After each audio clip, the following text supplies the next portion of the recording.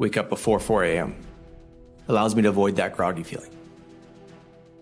I wake up to a pre-made protein shake. Take a cold shower to supercharge my system. I meditate, then I stretch. Then I sit down to start work before 5:30. I'm off to another day where my timing is blocked to maximize output.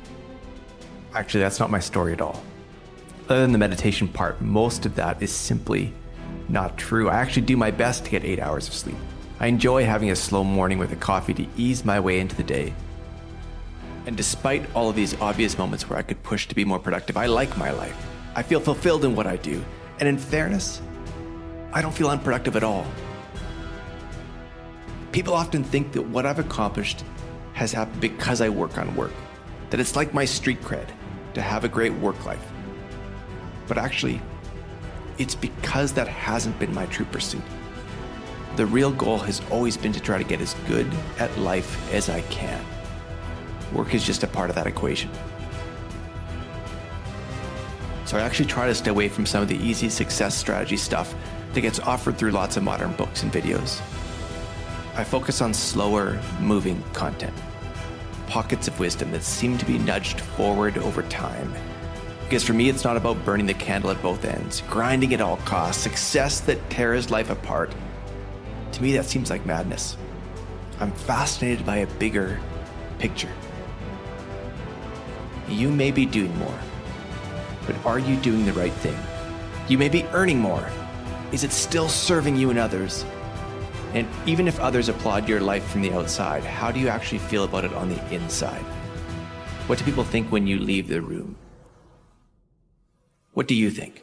Are you being the person you know you should be? Are you being the person the world knows you could be? These are fundamental questions. I study work, not because of a fascination with work and productivity and achieving more. I teach leadership, not because of the title it offers.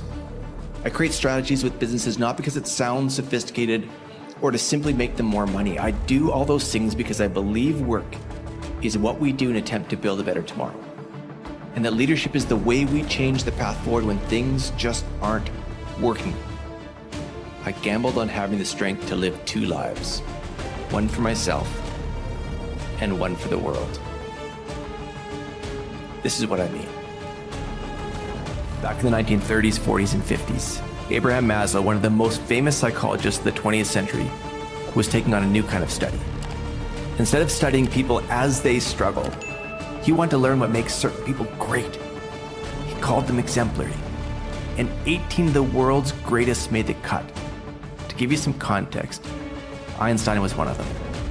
He wasn't studying the world's richest people or rock stars or entrepreneurs. He was searching for something else. He was trying to understand those who had extraordinary abilities and who put them to extraordinary use for themselves and for the world. Those who were impressive from all angles. He felt like he was on top of something new, a different type of person.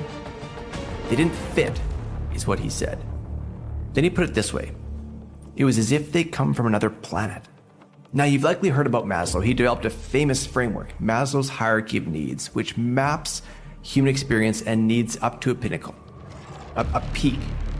A peak he referred to as self-actualization. He created this hierarchy after studying this group of 18. Because his goal all along, his mission was to explain how people could reach their ultimate potential. Included in this group of 18 were people like Einstein, but also Jane Addams, Abraham Lincoln, Eleanor Roosevelt, Frederick Douglass, and an anthropologist by the name of Ruth Benedict. And they're fascinating people. I couldn't help but to get caught up in some of their stories. I've been digging through their records, their archives. And it was in doing so that I came across a quote that has transformed my life and lies at the heart of my life pursuit. Helps me avoid getting swept up in the rat race. This statement has become my true north. It's by Ruth Benedict, who is said to be the first woman recognized to be a prominent leader of a learned profession. And she was an anthropologist. In fact, Maslow was one of her students. And this quote by Ruth Benedict was found after she passed away. It was scribbled in the top corner of a personal journal. Like Ruth just had to write it down, couldn't let the thought pass without putting it in writing, marking it in time. Ruth Benedict wrote this: I gambled on having the strength to live two lives, one for myself and one for the world. She gambled. She took the risk on having the ability to do something that eludes most people, building a life that is purposefully self-satisfying and intentionally selfless at the same time. To coming together the best you've got to build your own life and the best you can give to others. She was talking about finding a single path that aligns your goals and a purpose much bigger than you. And to me, that's the version of success I've been chasing. I've helped launch and build a great business and a not-for-profit. I wrote a book I'm proud of. I travel the world for work and play. I love my wife, teach executive leadership and strategy, and have stayed mentally and physically fit for the better part of 2 decades. It's not everyone's ideal for success, but pretty close to mine.